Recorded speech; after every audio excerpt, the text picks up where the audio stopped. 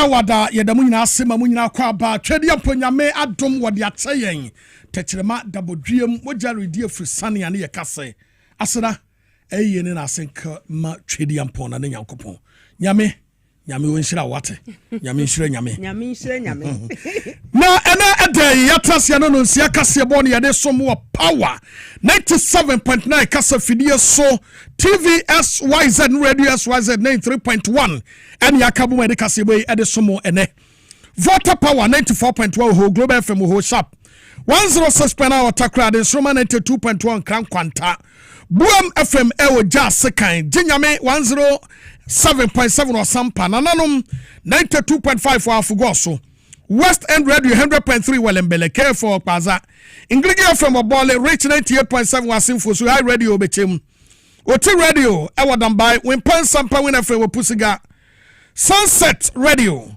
Ekutem ewo Sahiyos so Nyansapoi Ekuramu ewo Shama Gateway 98.1 won Kwanta South Ena Anapua FM 105.1 ewa ahafu Kenyase Wamu yina ekutem na Kasiebo yade somo ene edei Apple 68 ewa Virginia Dice Radio Italy Adafo Pat Radio ewa Paris G-Live Radio UK OPD Radio ewa UK ena Loud Silence TV Kasiebo enam so ama TV stations no I mean Wonso obetumi Edward Nkyere de yede yato Facebook no so na mum nsamo edi mu akotibini My penny His Excellency John Dramani Mahama actually say efibra ben ba ye pa say woma tumi krata se obi enkotu famagudie wo ye kwaye mu de bi nsie Yamawura mu yenkokodi sankomo ibi ni eni nkomo awura John Dramani Mahama sama oka ye fa Galamsey hono kana shigbe edi ababetu dwa se wo hu pefe se John Dramani Mahama onkunti Galamsey onye serious why kana shigbe no onye serious na His Excellency John Mahama enso akire se yenya hwe pa enyiyimu ewo osom abudo emu no emwa magana nkonanim A Greek minister Honorable Eric Opoku akwa water pumps bebrebe edi ama akuafo se wo mfanye kuadwuma ebebo wura makodi nkomo no na wudu enkwanta nofa assembly ye wo ha wo mo etoto srepam ese eba no atemu adwuma no ene wo mo adwumadie wo ha wo hia mo wo ho odododio abato mpasua so Alfred ni asikote edi atudwa se oba no oka se LED light aba obema wombi ena street boxer ase no eno so obema wombi ene wa mo 1500 so mo fa so odododio na eho nyina nye shrin Asante mantemu dwemteni ma NPP amayekuo no Benard Ntwibo Asiako chairman wuntumi ne yefre no wose yede ne kwhye iyokofu akachene nka wo yewu na Dr. Mamadou Bawumia se wonenam no wotete se amanfo se ono Bawumia no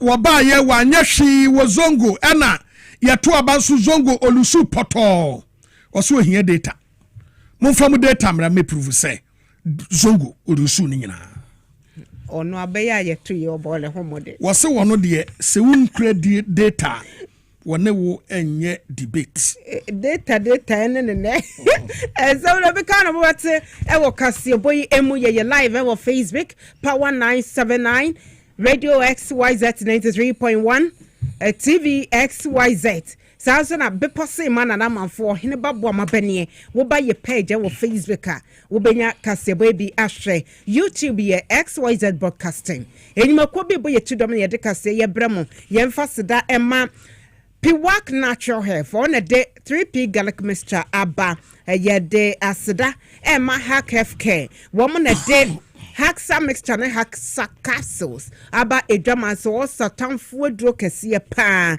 so and let's talk educational consult eta ye Kasiebo emu MTN Ghana ebo ye chidom Medimosis Clinic and Prostate Center Antec Herbal at the Spanish Garlic Mixture ne Saba Power Specialist Herbal Hospital eta ye chi so and Little George Hair Shop ebo ye chidom Ostec Real Estate and afe Ruta Natural Product Dr. Atfodabe and na pamfo womo ene de enu ya bedwama se no mu bi neti apom enyume Kasiebo mokote bekafo a yɛde adwane yɛde somo ɛyɛ me bepo so hema nana Jafori wa amanfo komai agudie papa bi ladies dembo sanafi okumangra di wanf oheneba boama benie afei ensem nchiremu eni owura John Dramani Mahama enra no ne sentrefo ehyiaye ma womo etwetwe nkomo sentrefo bebru aduowotwe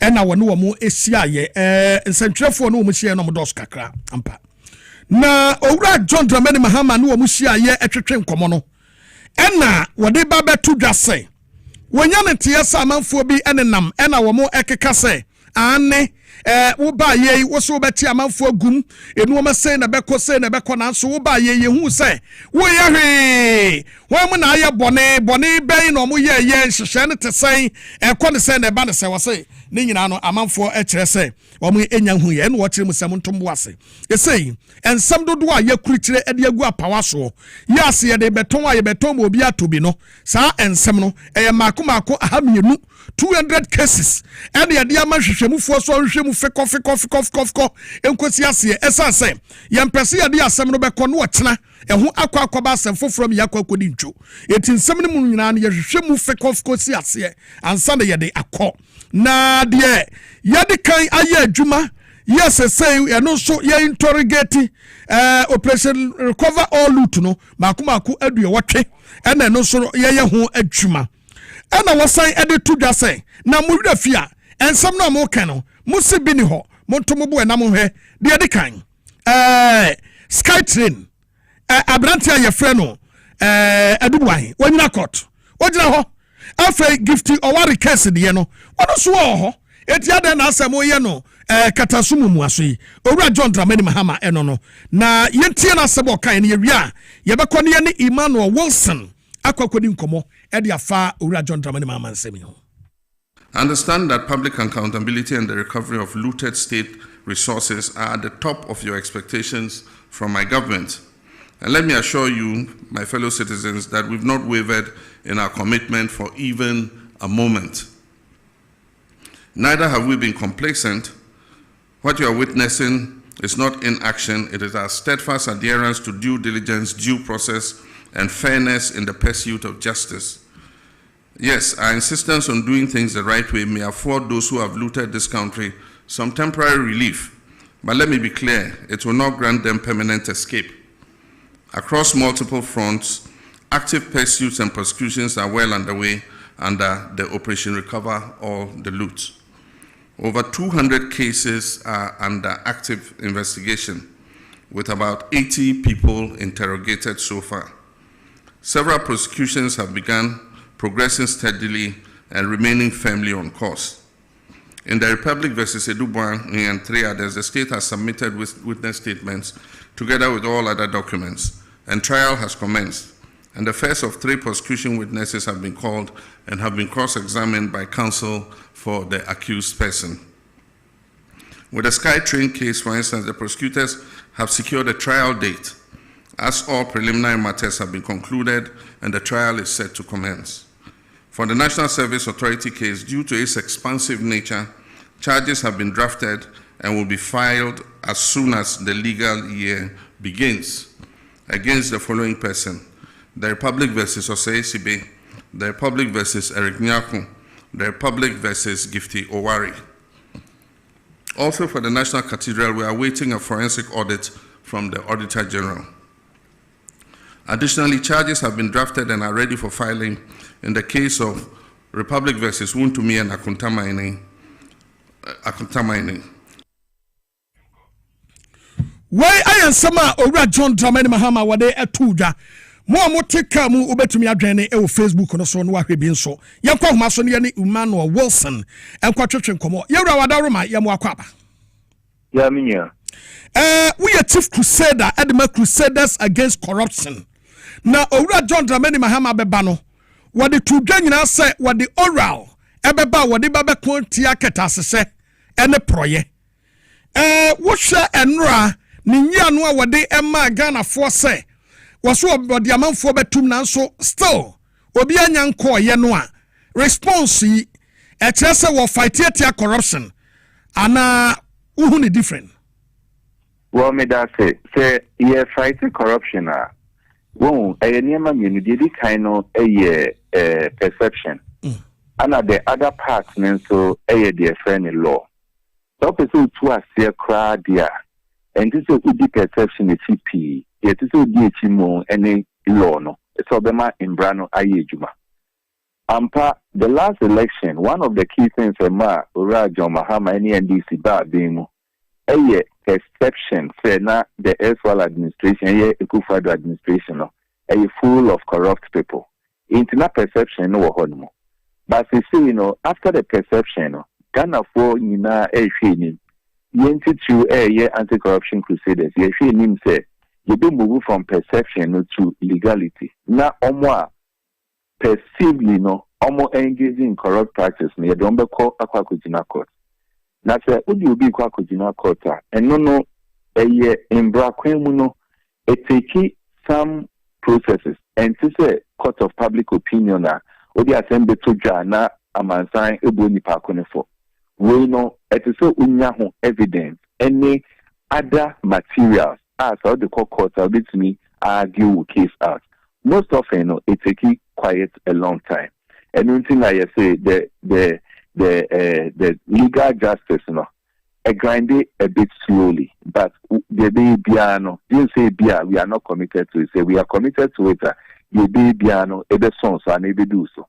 Into this 8 months, Nanka ye senka by now dear. Inka some legal processes because taking place ama you conclude 1 or 2 cases. But in what is important is to say when you say, pass it through investigation, any idea. Unless a person rush it to say the special prosecutor has been doing or kokota na yatona semegono. But we accurate judgment there. Most often it takes time to gather the necessary information. In the 8 months there, nanka some people are almost law as were like, oh, you give it up because a buy no buy, to mean you be answer me any idea. For the purposes of that giving up, it was really important, say, Endrano, or Mampinyankasa, Emma Atari, say, forget the fight against corruption here. It's just the process, and it take long. On the issue of assurance, a quiet refreshing to hear the president coming out to say, my pa aba na empuno the institutions appropriate for fighting corruption, state institutions, attorney general, my investigative bodies, omo yomejuma, emri pemuno. Yeah, to say the court, the back court. Quite refreshing to hear that. Yes, sometimes we expect your best expedite action when it comes to the fight against corruption. Say, Papa say we are really committed to establishing a special court to fight corruption. And by now, we would have done that. While doing that, then we will also be going about putting the necessary documents together, as the president said yesterday. You beat me up, fight corruption the way we are expecting it to go. Quite refreshing to hear the president giving that assurance. But the issue also say, by now, the special court it was in the NDC manifesto to fight corruption. By now, that court should have been established. I share from this angle, so say. Yet, Omemua obi bokro no a near the Nakujina court. Abroso 4 years, 5 years, no asaba. No asaba na wababe enjoy the cash. I've been a victim of prison pain, so minim said your life there. Obi clear to me or hona or enjoy cash no where we are no hanu or enjoy war. Inti yan saying a kwambed ye betumi ya fight corruption yes as Saudi nipa no kotum emfie num no oba no oba be disika no a eno no so be ginjo obi say oh ria na wo kwa wo beba no aba beto aso aba bedi abro so 4-5 years de enye na hin bia nanso obi be wi akokọ ba ko 20 years 30 years ne wakọ no odem ekwambe ne ye betumi ya fa so a ebema corruption aye better to ordinary Ghanaians say some ye we a ye be strip me naked be ma japade nyina bibia me nya hwe mesa akwa akodam me ba me nya hwe so e was some ye very careful ana ye say nye yi. In fact, they all can agree because Yayama over the past period no. Omo engaging in corruption. Akwa say a lucrative. Obi try to make us the whole elbow for Yama Nebusia for. Onim say olutua millions of cities not because baby. Actually so 5 years, 6 years, you if he prison. Oba Sikano, Nebusia for will never see poverty to so many no move. Into the old candidate no crepa and into the say a ban of corruption fight pa. Akwa yes even though your laws are it is you use a bit my boy am fight corruption. A ban of association punishment. Akwa yes Ghana dear yes laws are a spelling out punishment when it comes to corrupt victims and corrupt persons. No laws no emuye hakakra. Into it is more of encouraging. Yakase that you say you fight corruption ye pa. Aside laws are your one again. Yes, some of the laws are a punishment is so strong a bit discourage people from engaging in corruption. One of it, the Ukraine, who call other countries and other countries to say Korea and Yaden, Omudiano say you who say we're engaging in corrupt practice a firing squad, a life imprisonment, and yes, you be will family or factors are family would be. I didn't say the only parcona is not associated. Even your extended family cry a bit muscle. And no honmo. If you Yabeka say, well, you call that extreme. But still, I bit me put in share together. Association be a bit tighter, a bit discouraging in Crawford from engaging in the same. Say me, I'm a tea. But no what I be. I could engage in corrupt practice, not because me do so in so you bet you maswa. Then making sure say me do so in be anyone more be engaging in corruption. Also another person who will do same. Into the laws no biting enough. Edema citizens in the crown will be checking each other, ensuring say Obia will not engage in corrupt practices. But unfortunately, Nakwa say and yes, sir, necessity. And I'm say we need to do a lot of reforms. A ban of fighting corruption, and one of it, and they say even the court crown power you be assembly. It's a special court that fight corruption. Cases are here just corrupt. It's actually a human rights court, It's a court purposely for corruption fight. And yes, idea we are rather encouraging people to engage in corrupt practices, knowing very well say, you're betting so 3 years, 4 years, 5 years, you be the properties are what we now say property no or the share ni dimu and or the share ni yiri dimu ni kuni dimu ni maame ni ba dimu. Nobody will pursue that. Into kodemo no ba property no will be seeing still and they will be enjoying it. And that is why we need serious reforms.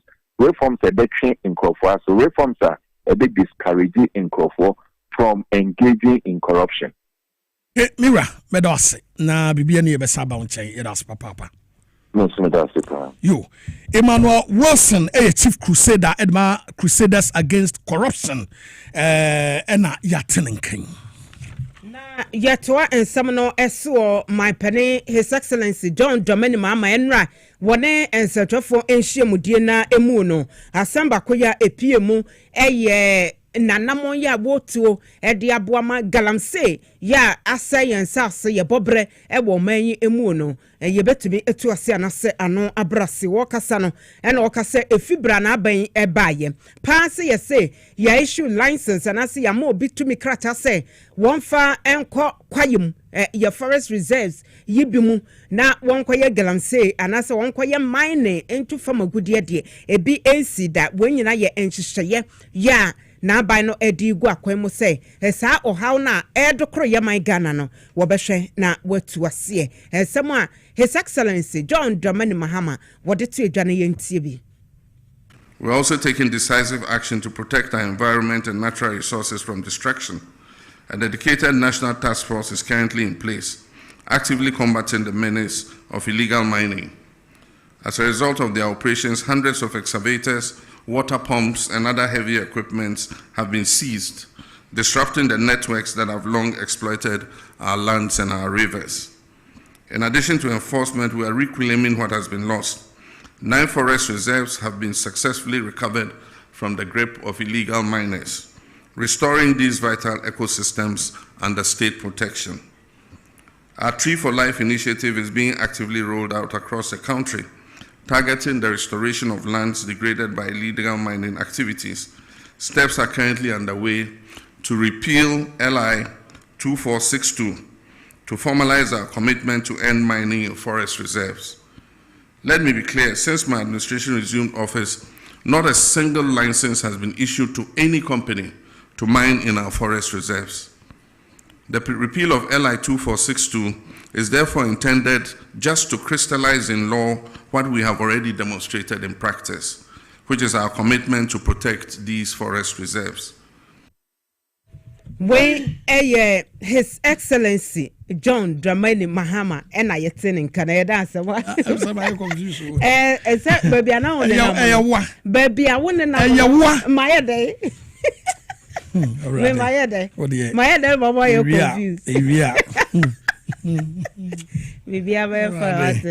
I hope to Young Fassina Modro Van Kahuna Yana Mase Ghana Coalition Against Galamsey Ede Nsembi Ede Ababe Tudra na one summer walking in say Ura John Dramani Mahama Nra when centrefo Asia Yeno wakasa ye Ede fa Galamsey ho na nsam no a Ura John Dramani Mahama okaye no kwasem Bruni be can say it does not inspire hope kra na openia wono na de sensem we de beto edwa no eye convener e de masa ekuwe ya ye friend Kenneth Ashigbe ya dodo no friend Kenneth Ashigbe ono de sensem e de beto edwa e na Kenneth Ashigbe e kirem se Owura John Dramani ba oba e bebe gina ho enura media encounter no nsema wo kan ye de fa Galamsey ho no e de ati ya wankahe ya ebetre se waye na dwe so obekoti Galamsey tu ase de kudeku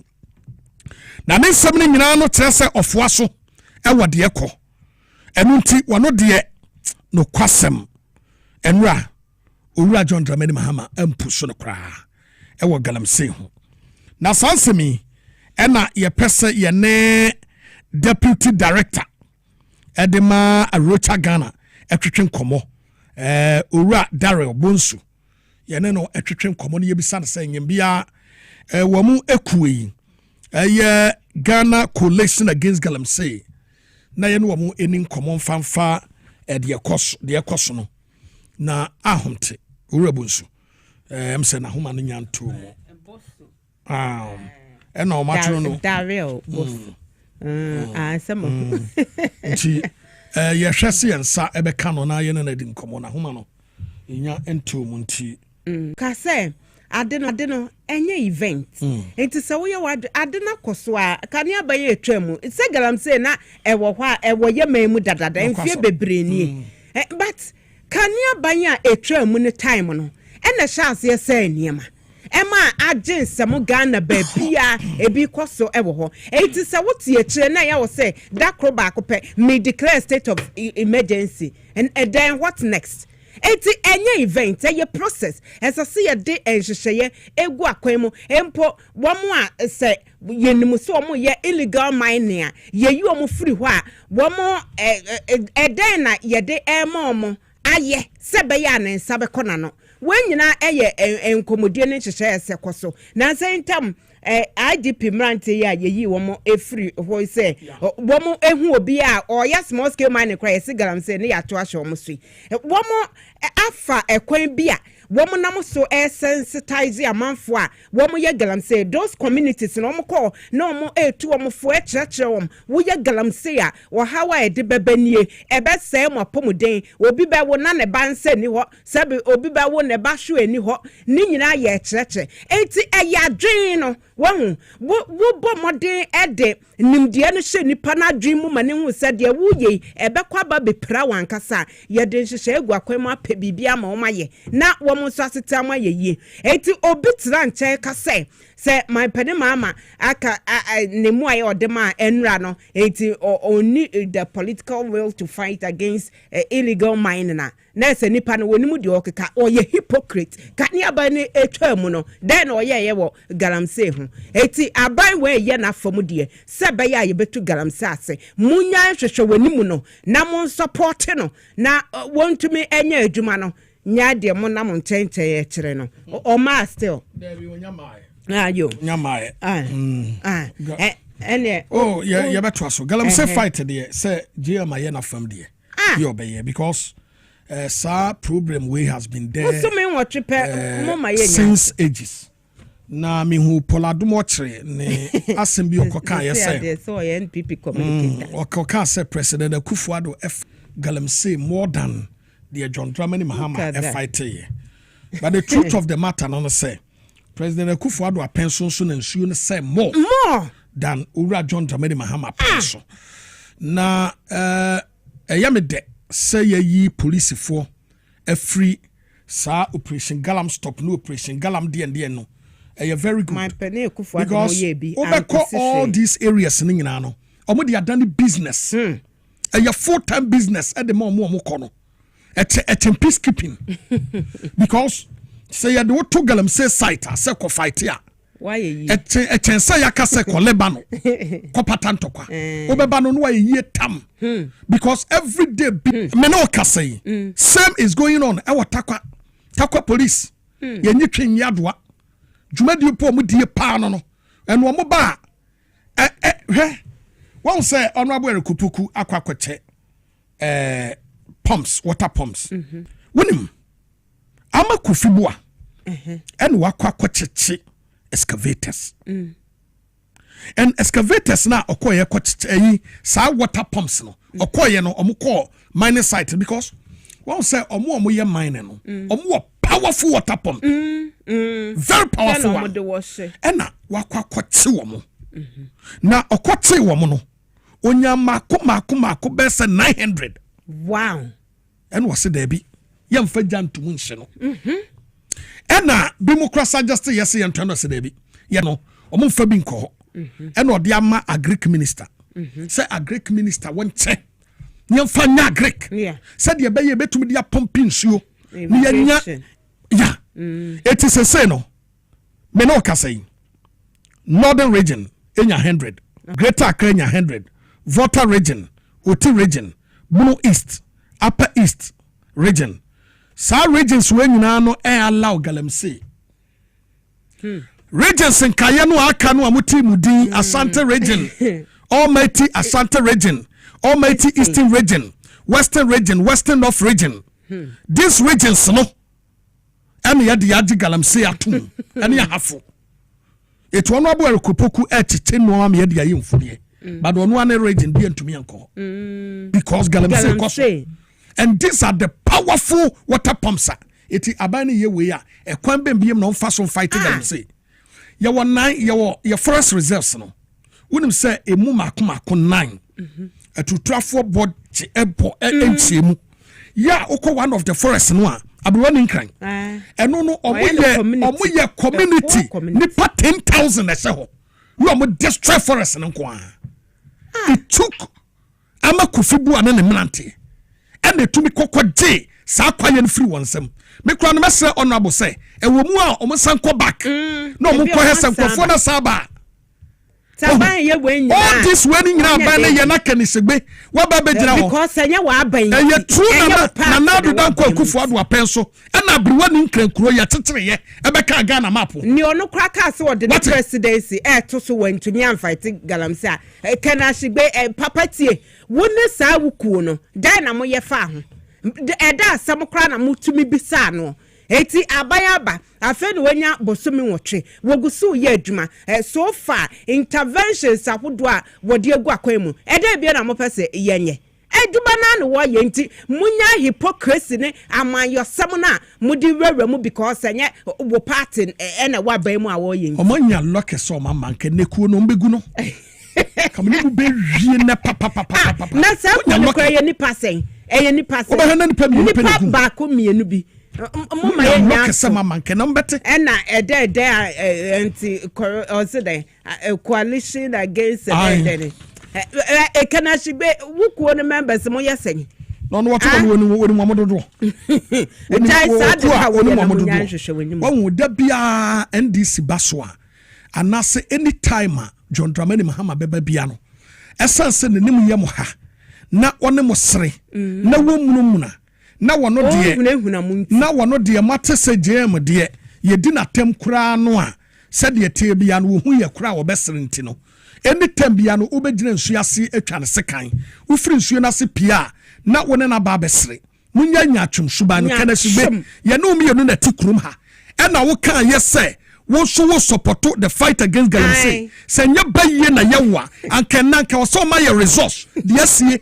wate baibon samunye jade wo ye no na ye baye suba no adentina no makoko na ye no na tikrum ha emfie nwotwini were you so bold to come out to Tagania say akufo don to be fight Galamsey were you so bold no wonya sa kukuduro no eye dan na neka na shibanya kukudura waba kuroma wabeka cha Ghana fo ekwan ye wose fa so ye fate Galamsey wotuminya kukudura akufo do apeso ebe kan sem hu na wo kan nei ana montua John Dramani Mahama watuo no akufo do tubia anka Ghana ke yenkoye afre say ne response ni inspire hope na nka inspire de be wo yare ana say wani subri enya bayisam anka be ba ma bayibon sam no se baye na mpa de pa ana de biam baye na mpa de pa eti se baye pa de pa anka wo na do to ha wo de John Dramani Mahama to ha the fight against Galamsey enya baye anko baka we and DJ president echo tree my penny okufu adu anim e wo Galamsey ho wa wo de oya kire no the bufu ye ba bi atekrose me ma no metra ho because of say my penny mama de o ma ho kwan ma ka bi ma menka because ntino mo sorry a bibia mo be ye de akire no owura John Mahama nankasa no ntu ne hofo a one day ye be storm ne ho ne ya kire se de yesibu man ai so wontu ne hofo na se no mai wanyai when I know who yanya one day we'll be a different way. Jam me catch now. So when ya say Subanu a yano, ya say we should send the penny where your bonnet cry when you're on any better said it didn't. You better who said you see mine. Man, yes, sir. What a leader. And that will be not bedroom or better can see babyano or better sound will come. Master Soso, what when the pano and run when Yano was Zepunano. And not yet all of a sudden, said the Panano and what took Roman Wakasa. Sadia Bumai, Sadia Yadi. And then a baby also a Munkasa, a baby Banamukasa, the Biamutu for Trosa, a Tama Kofubu and Pamuana. The Awaye, Womamia now Papa Yaka Galamsey 2 years. Stop that, Munyasa, Namuya Chon Fordo. And there by some crown. Obiswa Hono Yana no dianity. And winning. Almost someone who can say, even the small scale miners, they are not doing legal mining. But small scale mining has been there for since, has been there for ages. Large scale mining, a contact mining was a large scale mining. Or could do concession to her. Or maybe you not the Galamsey for the 2 Galamsey. It's not large scale mining. What the hell? What is wrong with you? I don't want to do this. Now, Oku, Yansha, my penny Mahama, dear no.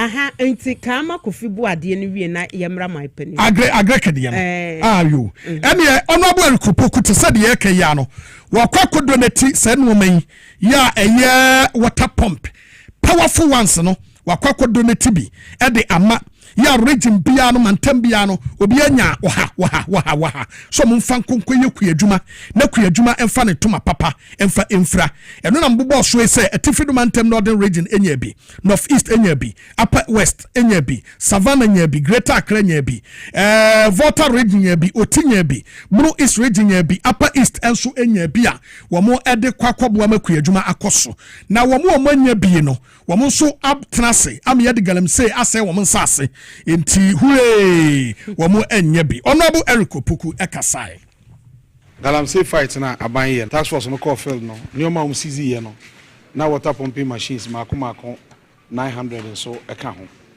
na CZ niema no task force no call court say court ma kwan na ntimi hunu de ombeye machine no court say feed Ghana na aban ye na aban hia nyoma ode beye e disa machine yenko cheche efa ma ye kuafo no na mufanya adwuma sebe ya aduane bebu eno nti nene yabaha no Minister of Food and Agriculture 900 ni nyina yensaka and they are selecting 9 regions ewo Ghana ha say 9 regions no ye chen 100 e dia ma omo they are selecting North East region, Upper East, Upper West, Savannah, Northern region, Greater Accra, Oti region, Volta and then Bunu East.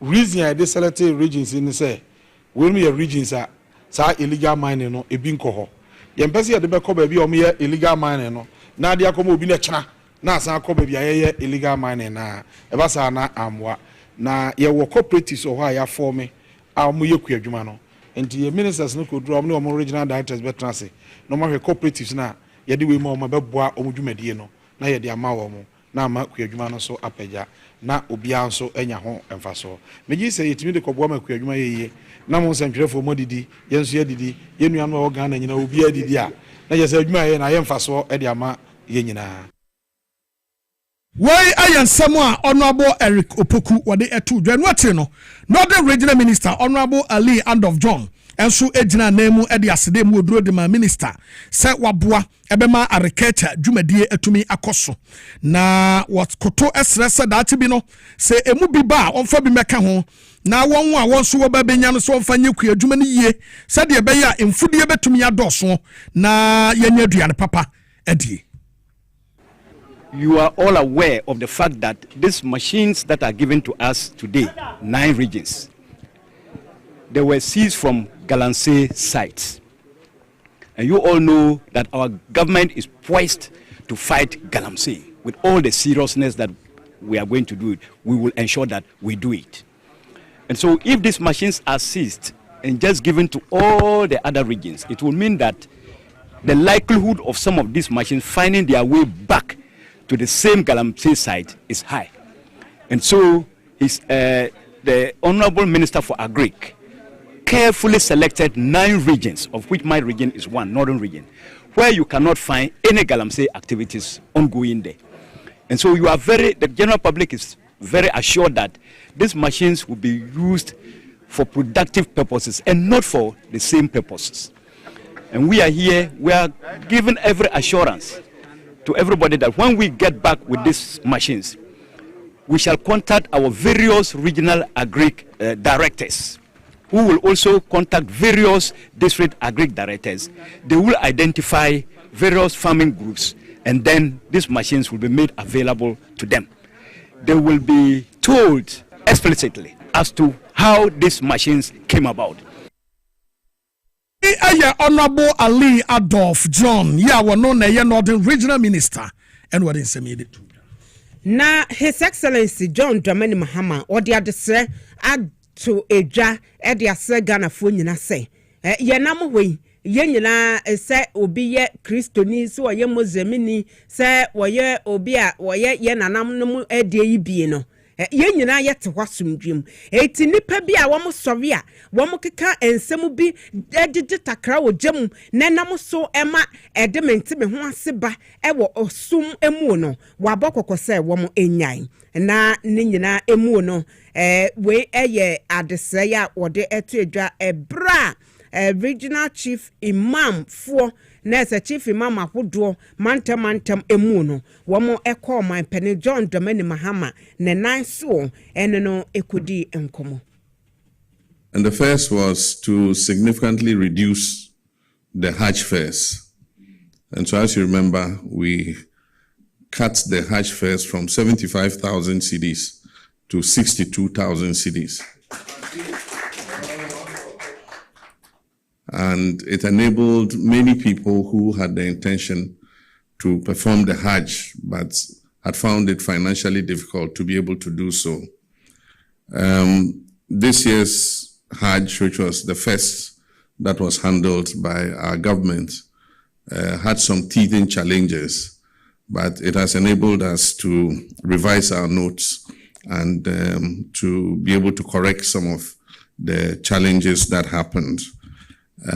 We've appointed an ambassador to Saudi Arabia, and so we're expecting that soon he will take his post in Riyadh so that he can start the facilitation for next year's Hajj. We also have reconstituted the Hajj committee, and so we're expecting that it will learn from the lessons of this year's Hajj and make next year's Hajj even better. We've also moved on the issue of religious tolerance in schools. Ghana is a nation of diverse religions. And one of the things our Constitution guarantees is the freedom of religion, freedom to worship, and freedom to express one's religious identity. It is all captured in the Constitution. And so there should be no grounds for religious discrimination, either on the side of Christians or on the side of Muslims. There are times where you find a secondary school, which is a Muslim secondary school, Ahmadiyya, Ghana Muslim Mission, or some other mission in a community. And so if children want secondary education or even basic education, that is the only school in their community. So they might be Christian, they might be Muslims. And so it doesn't help that if Christian children are in a Muslim school, they should be forced to adopt Islam. The same way as if a Christian school is in a Muslim, dominantly Muslim community, it should not compel the students to not express their religion. When His Excellency John Dramani Mahama, Ghana my penny, Ebra, Manta Mahudo, Imam, Fue Waho, Womo, and Nishia, and Odin Sami, Etu Edra, Kawin so Obesaka. Yena so nyabo fon kra twete niemra asa ne bekono mayemfa aseda ya emu oduro emfama Solak Natural Clinic ya wasomu a ya de dwumadie e de esomo apomden ehohia na da bia no se wo asase so a ma wapomden ho ehia ewo brano ene dwumadie bia wudie bia esan se ya wo yade bebre ya ekum nipa ewo nansen especially kidney ene liver won say Dabia mekasa yadea eta ekum nipa very hot pa no eya na ehye nipadua mu empie ani wohu eya na ewo nipadua mu a enta empie nipadua no ani eti se wohwe ya one day no wo betumi anya yadea ano ose pa ya woyɛ hwohwe ya enye yie eno ti ena Solak se wo kidney ene wo liver de emfa eni agro esa se eho ehia ya ewo se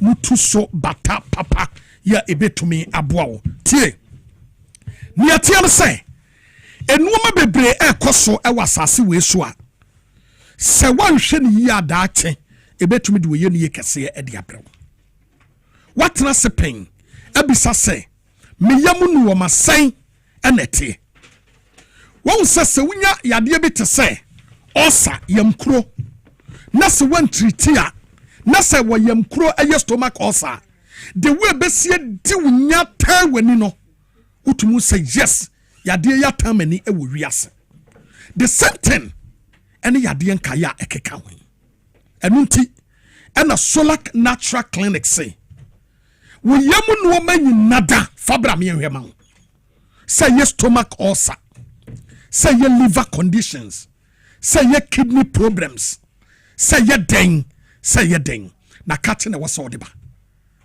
obone homodin so basa be si kidney opeu wompeu liver opeu wompeu etew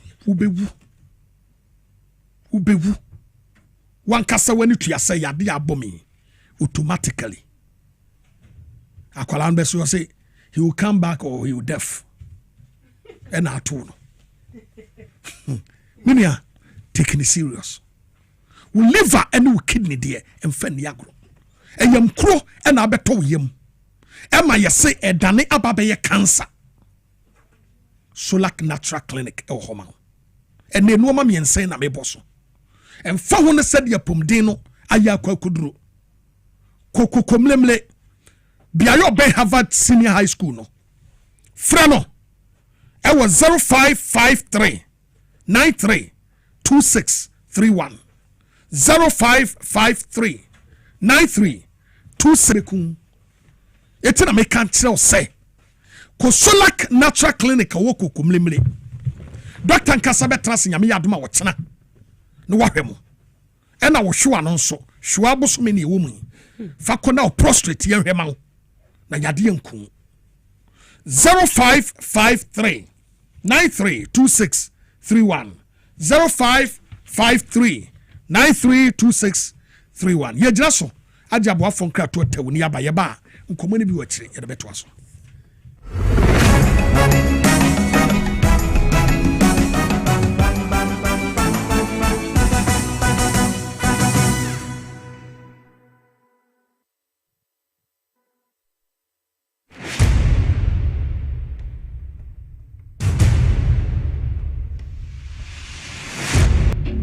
The average human body mass should have at least 60% water for optimal performance in any physical or mental exercise.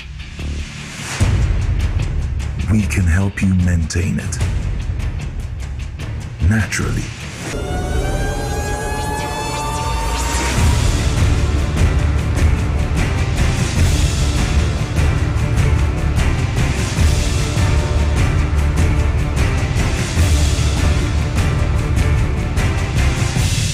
X Natural Mineral Water.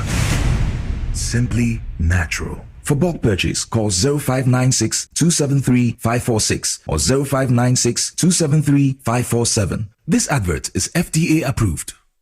It's a miracle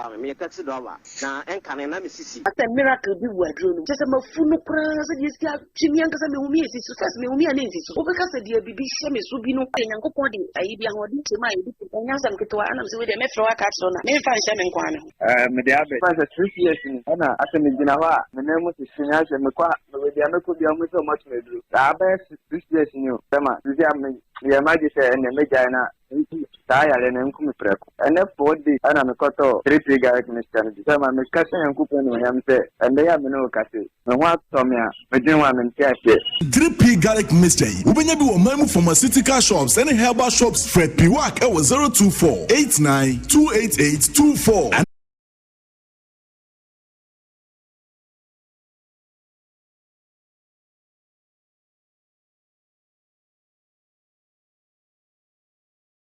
I